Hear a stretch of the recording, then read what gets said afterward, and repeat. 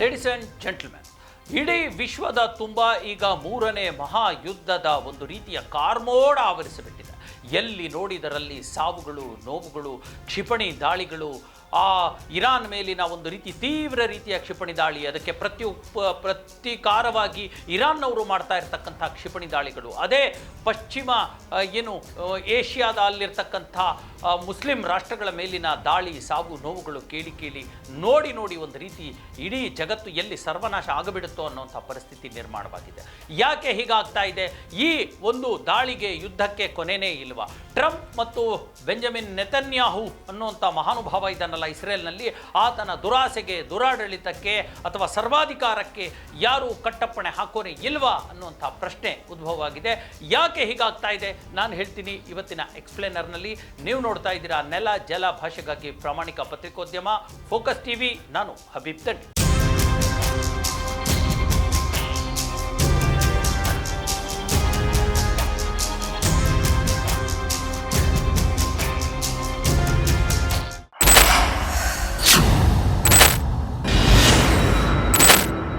S ವೀಕ್ಷಕರೇ, ಬೆಳಿಗ್ಗೆ ಎದ್ದರೆ ಸಾಕು, ಪೇಪರ್ ಓಪನ್ ಮಾಡಿದರೆ ಸಾಕು, ಟಿವಿ ಆನ್ ಮಾಡಿದರೆ ಸಾಕು, ಅಲ್ಲಿ ಬಾಂಬ್ ದಾಳಿ, ಇಲ್ಲಿ ಬಾಂಬ್ ದಾಳಿ, ಕ್ಷಿಪಣಿ ದಾಳಿ, ಕ್ಷಿಪಣಿಗಳನ್ನು ಹೊಡೆದು ಉರುಳಿಸಿರ್ತಕ್ಕಂಥ ಘಟನೆಗಳು, ಅಷ್ಟು ಸಾವು, ಇಷ್ಟು ನೋವು, ಅಲ್ಲಿ ಎಲ್ಲೋ ಇರಾನಲ್ಲಿರ್ತಕ್ಕಂಥ ಉಪವಾಸ ಇರ್ತಕ್ಕಂಥ ಅವರು ಕೂಡ ಸತ್ತು ಬಿದ್ದಿರ್ತಕ್ಕಂಥದ್ದು, ಅಲ್ಲಿ ಇಸ್ರೇಲ್ನಲ್ಲೂ ಕೂಡ ಸತ್ತು ಬಿದ್ದಿರ್ತಕ್ಕಂಥದ್ದು, ಈ ಎಲ್ಲದರ ನಡುವೆ ಬೆಂಕಿ ಕಾಯಿಸ್ಕೊಳ್ತಾ ಇರ್ತಕ್ಕಂಥ ಟ್ರಂಪ್, ಇವೆಲ್ಲವೂ ಕೂಡ ವಿಚಾರಗಳು ಇಡೀ ವಿಶ್ವವನ್ನು ವಿನಾಶದೆಡೆಗೆ ಸಾಗಿಸಿಬಿಟ್ಟಿದೆಯಾ ಅನ್ನುವಂಥ ಒಂದು ಪರಿಸ್ಥಿತಿ ನಿರ್ಮಾಣವಾಗಿದೆ.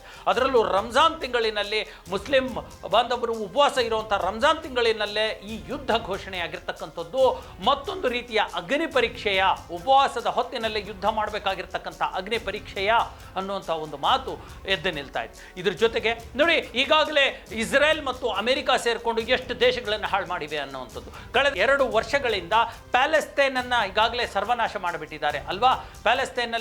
ಪ್ಯಾಲೆಸ್ತೇನ್ ಯಾವಾಗ ಮೊದಲು ಅಟ್ಯಾಕ್ ಮಾಡಿ ಸುಮಾರು 2,000 ಜನ ಇಸ್ರೇಲ್ ಅವರನ್ನ ಕೊಂದು ಹಾಕ್ತೋ, ಅದಕ್ಕೆ ಪ್ರತಿಕಾರವಾಗಿ ಇಸ್ರೇಲ್ ಪ್ರತಿದಾಳಿ ಮಾಡಿ ಅಮೆರಿಕದ ಬೆಂಬಲದೊಂದಿಗೆ ಪ್ಯಾಲೆಸ್ತೇನ್ನಲ್ಲಿ ಸುಮಾರು 88,000 ಜನರನ್ನು ಆಹುತಿ ತೆಗೆದುಕೊಳ್ತು. ಇಡೀ ಪ್ಯಾಲೆಸ್ತೇನ್ನ ದೇಶವನ್ನೇ ಸರ್ವನಾಶ ಮಾಡಿಬಿಡ್ತು ಅಲ್ವಾ?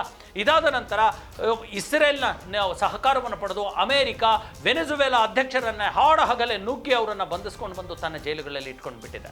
ಈಗ ಅಮೆರಿಕ ಕುತಂತ್ರಕ್ಕೆ ಮತ್ತೆ ಮೆಕ್ಸಿಕೋ ಮತ್ತು ಕ್ಯೂಬಾ ಕೂಡ ಬಲಿಯಾಗಲಿಕ್ಕೆ ರೆಡಿಯಾಗಿರ್ತಕ್ಕಂಥದ್ದು.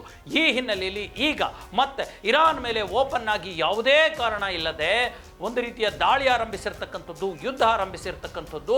ಇಡೀ ಜಗತ್ತು ಸರ್ವನಾಶ ಆಗುತ್ತಾ? ಇರಾನ್ ಬಳಿ ಇರತಕ್ಕಂಥ ಅಣ್ವಸ್ತ್ರಗಳು ಬಳಕೆಯಾಗಿ ಯಾವಾಗ ತಮ್ಮ ಅಸ್ತಿತ್ವದ ಪ್ರಶ್ನೆ ಬರುತ್ತೋ ಅಣ್ವಸ್ತ್ರಗಳನ್ನೇ ಬಳಕೆ ಮಾಡಿ ಜಗತ್ತಿನ ಸರ್ವನಾಶಕ್ಕೆ ಈ ಟ್ರಂಪ್ ಮತ್ತು ಬೆಂಜಮಿನ್ ನೆತನ್ಯಾಹು ಕಾರಣರಾಗ್ತಾರಾ ಅನ್ನುವಂಥ ಒಂದು ರೀತಿ ಭಯಭೀತಿಯ ವಾತಾವರಣ ಸೃಷ್ಟಿಯಾಗಿಬಿಟ್ಟಿದೆ.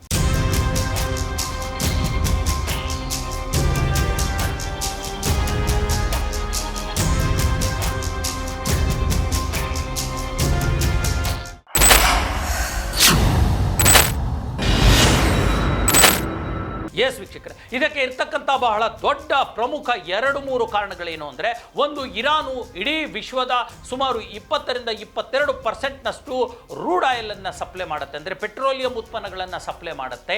ಅದಕ್ಕೆ ಬೇಕಾಗಿರ್ತಕ್ಕಂಥ ರೂಡ್ ಆಯಿಲನ್ನು ಅದರ ಮೇಲೆ ಕಂಡಿಟ್ಟಿರ್ತಕ್ಕಂಥ ಅಮೆರಿಕ ಅದನ್ನು ಮಣಿಸಲಿಕ್ಕೆ ಇರಾನ್ ಮೇಲೆ ಅಟ್ಯಾಕ್ ಮಾಡಿದೆ. 2ನೇ ಕಾರಣ, ಈಗ ಪ್ಯಾಲೆಸ್ತೇನ್ ಇಸ್ರೇಲ್ ಏನು ಯುದ್ಧ ನಡೀತು ಅಲ್ಲಿ ಇರಾನ್ ಪ್ಯಾಲೆಸ್ತೇನ್ಗೆ ಬೆಂಬಲವಾಗಿ ನಿಂತಿತ್ತು.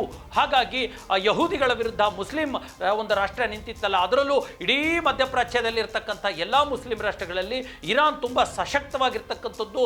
ಅದು ಮಿಲಿಟರಿ ಪಡೆಯಿಂದಲೂ ಕೂಡ, ಆರ್ಥಿಕವಾಗಿಯೂ ಕೂಡ ಅದನ್ನು ಬಗ್ಬಿಡಿದ್ರೆ ಇನ್ನೆಲ್ಲರೂ ಕೂಡ ತಮ್ಮ ವಸಾಹತುಗಳಾಗ್ತಾರೆ ಅನ್ನುವಂಥ ನಿಟ್ಟಿನಲ್ಲಿ ಅಮೆರಿಕ ಮತ್ತು ಇಸ್ರೇಲ್ ಈಗ ಮತ್ತೊಂದು ಸುತ್ತಿನ ಹೋರಾಟವನ್ನು ಇರಾನ್ ಮೇಲೆ ಸಾರಿದೆ.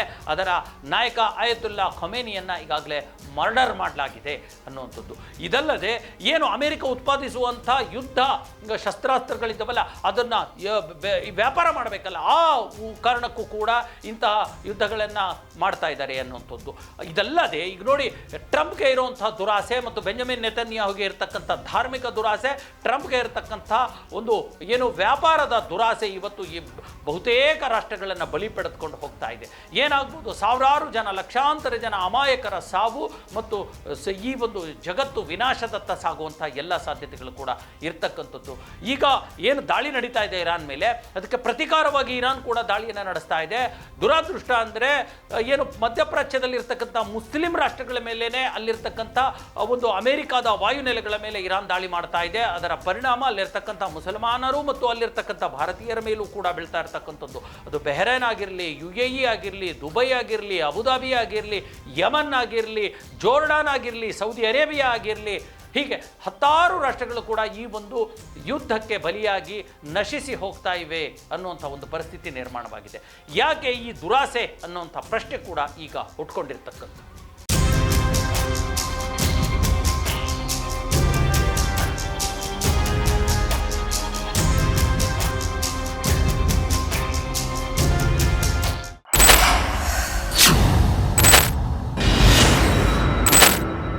ಎಸ್ ವೀಕ್ಷಕರೇ, ಇನ್ನೂ ಎರಡು ಬಹಳ ಪ್ರಮುಖ ಕಾರಣಗಳು ಹೇಳುವಂಥದ್ದೇನೆಂದರೆ, ಟ್ರಂಪ್ ಬಾಲಿಸ್ಟಿಕ್ ಕ್ಷಿಪಣಿಗಳನ್ನು ಇರಾನ್ ಇಟ್ಕೊಂಡಿದೆ, ಅದನ್ನು ಸರ್ವನಾಶ ಮಾಡಬೇಕು ಅನ್ನುವಂಥದ್ದು, ಮತ್ತು ಅದು ಅಣು ಒಂದು ಬಾಂಬ್ಗಳನ್ನು ತಯಾರಿಸ್ತಾ ಇದೆ, ಅದನ್ನು ಪರ್ಮಿಷನ್ ಇಲ್ಲ ಅನ್ನುವಂಥ ಒಂದು ಮಾತನ್ನು ಯಾಕೆ ಪ್ರಶ್ನೆನ ಮಾಡ್ತಾ ಇರ್ತಕ್ಕಂಥದ್ದು. ಅಂದರೆ ಅಮೆರಿಕಾಗೆ ಯಾವ ನೈತಿಕತೆ ಇದೆ, ಯಾವುದೇ ಇನ್ನೊಂದು ದೇಶವನ್ನು ಆರ್ಥಿಕವಾಗಿ ಅಥವಾ ಶಸ್ತ್ರಾಸ್ತ್ರಗಳಲ್ಲಿ ಸಬಲವಾಗಿ ಆಗಬಾರದು ಅಂತ ಹೇಳೋದಕ್ಕೆ ಯಾವ ನೈತಿಕತೆ ಇದೆ ಅನ್ನುವಂಥ ಪ್ರಶ್ನೆ ಕೂಡ ಹುಟ್ಕೊಳ್ತಾ ಇದೆ. ಆದರೆ ಇದಷ್ಟೇ ಅಲ್ಲ, ಇಲ್ಲಿರ್ತಕ್ಕಂಥದ್ದು ಪಕ್ಕ ಆಯಿಲ್ ವ್ಯಾಪಾರ ಮತ್ತು ಮುಸ್ಲಿಂ ರಾಷ್ಟ್ರಗಳನ್ನು ಅದನ್ನು ನಿರ್ನಾಮ ಮಾಡುವಂಥದ್ದು, ಆ ಮೂಲಕ ಧಾರ್ಮಿಕ ಭಯೋತ್ಪಾದಕತೆಯನ್ನು ಹುಟ್ಟುಹಾಕುವಂಥದ್ದು ಕೂಡ ನಡೀತಾ ಇದೆ. ಈಗ ಒಂದು ಮಾತನ್ನು ಹೇಳ್ತಾರೆ, ಯಾರು ಆಯತುಲ್ಲಾ ಖಮೇನಿ ಸತ್ತೋದ್ರಲ್ಲ, ಅವರು ಸರ್ವಾಧಿಕಾರಿಯಾಗಿದ್ದರು, ಅವರು ಪ್ರಜಾಪ್ರಭುತ್ವಕ್ಕೆ ಒಂದು ಅವಕಾಶ ಕೊಡ್ತಿರ್ಲಿಲ್ಲ ಅನ್ನೋಂಥ ಮಾತನ್ನು ಇದೇ ಟ್ರಂಪ್ ಹೇಳ್ತಾರೆ. ಆದರೆ ಟ್ರಂಪ್ ಮಾಡ್ತಾ ಇರ್ತಕ್ಕಂಥ ಒಂದು ಪ್ರಜಾಪ್ರಭುತ್ವ ವಿರೋಧಿ ನೀತಿಗಳು, ಆತನ ಸರ್ವಾಧಿಕಾರ, ಬೆಂಜಮಿನ್ ನೆತನ್ಯಾಹು ಮಾಡ್ತಾ ಇರ್ತಕ್ಕಂಥ ದೊಡ್ಡ ಮಟ್ಟದ ಮಾನವ ವಿರೋಧಿ ಕೃತ್ಯಗಳಿಗೆ ಯಾವ ರೀತಿಯ ಶಿಕ್ಷೆಯನ್ನು ಕೊಡಬೇಕು ನೋಡಿ. ಆಶ್ಚರ್ಯ ಅಂತಂದರೆ, ಇವತ್ತು ಭಾರತದಲ್ಲಿ ಆಯತುಲ್ಲಾ ಖೊಮೇನಿ ಅವರ ದಾಳಿಯಿಂದ ಅವರು ಸಾವಾಗಿರ್ತಕ್ಕಂಥದ್ದನ್ನು ಅವರು ಕೆಲವು ಜನ ಸಂಭ್ರಮಿಸೋರಿದ್ದಾರೆ. ಹಾಗಾದರೆ ಆಯತುಲ್ಲಾ ಖೊಮೇನಿ ಸರ್ವಾಧಿಕಾರಿ ಸತ್ತೋದ ಅಂತ ಸಂಭ್ರಮಿಸಿದರೆ, ಈ ಜಗತ್ತಿನಲ್ಲಿ ಇವತ್ತಿಗೆ ಟ್ರಂಪ್ಗಿಂತ ಬೇರೆ, ಡೊನಾಲ್ಡ್ ಟ್ರಂಪ್ಗಿಂತ ದೊಡ್ಡ ಸರ್ವಾಧಿಕಾರಿ ಇದ್ದಾರಾ? ಬೆಂಜಮಿನ್ ನೆತನ್ಯಾಹುಗಿಂತ ದೊಡ್ಡ ಮಟ್ಟದ ಧಾರ್ಮಿಕ ಭಯೋತ್ಪಾದಕ ಇದ್ದಾರಾ? ಅವರಿಗೂ ಕೂಡ ಶಿಕ್ಷೆ ಆಗಬೇಕಲ್ವಾ ಅನ್ನೋಂಥ ಪ್ರಶ್ನೆಗಳು ಹುಟ್ಕೊಳ್ಳುತ್ತಲ್ವ. ಇದೆಲ್ಲದಕ್ಕಿಂತ ಬೇಸರದ ಇನ್ನೊಂದು ವಿಚಾರ ಅಂದರೆ, ಇರಾನ್ ಅತ್ಯಾಪ್ತ ದೇಶವಾಗಿತ್ತು ಭಾರತಕ್ಕೆ. ಭಾರತ ಪಾಕಿಸ್ತಾನ ಯುದ್ಧದ ವೇಳೆ ಇರಾನ್ ಭಾರತಕ್ಕೆ ಸ್ನೇಹ ಹಸ್ತವನ್ನು ಚಾಚಿತ್ತು, ತನ್ನ ಎಲ್ಲ ಬೆಂಬಲವನ್ನು ಕೊಟ್ಟಿತ್ತು. ಆದರೆ ಇವತ್ತು ಭಾರತ ಈ ಇರಾನ್ನಲ್ಲಿ ನಡೀತಾ ಇರತಕ್ಕಂಥದ್ದನ್ನು ನೋಡಿ ಏನೂ ಮಾಡಲಾಗದ ಪರಿಸ್ಥಿತಿಗೆ ಬಂದಿದೆ.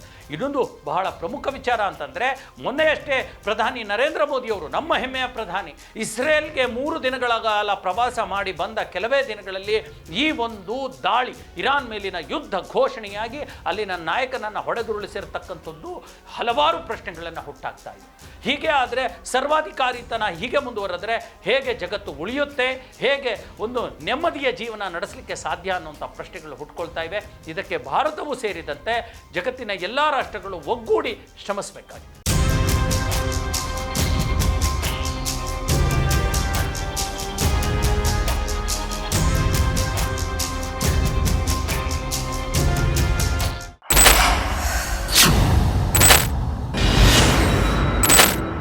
ಎಸ್ ವೀಕ್ಷಕರೇ, ಇದಾಗಿತ್ತು ಇವತ್ತಿನ ಎಕ್ಸ್ಪ್ಲೇನರ್. ಇರಾನ್ನ ಯುದ್ಧದ ಪರಿಣಾಮಗಳು ಇನ್ನು ಯಾವ ಹಂತವನ್ನು ತಲುಪುತ್ತೋ ಗೊತ್ತಿಲ್ಲ. ಮುಂದಿನ ದಿನಗಳಲ್ಲಿ ಅದ್ಯಾವ ಕೆಟ್ಟ ಒಂದು ಪರಿಣಾಮ ಆಗುತ್ತೋ, ಇನ್ನು ಎಷ್ಟು ಸಾವಿರಾರು ಜನ, ಲಕ್ಷಾಂತರ ಜನ ಸಾಯ್ತಾರೋ, ಇನ್ನು ಎಷ್ಟು ದೇಶಗಳು ಈ ಒಂದು ದುರಾಸೆಯ ಟ್ರಂಪ್ ಮತ್ತು ನೆತನ್ಯಾಹು ಅವರ ದುರಾಸೆಯ ಪರಿಧಿಯಲ್ಲಿ ಬಂದು ಬರ್ಬಾದಾಗ್ತವೋ ಅನ್ನೋಂಥದ್ದನ್ನು ನಾವು ನೋಡಬೇಕಾಗಿದೆ ಇದೇ ಕಣ್ಗಳಲ್ಲಿ. ಅಲ್ಲಿವರೆಗೂ ಎಲ್ಲ ವಿಚಾರಗಳನ್ನು ನಿಮಗೆ ನಾನು ತಿಳಿಸ್ತೀನಿ. ಅಲ್ಲಿವರೆಗೂ ನೋಡ್ತಾ ಇರಿ ಫೋಕಸ್ ಟಿವಿ.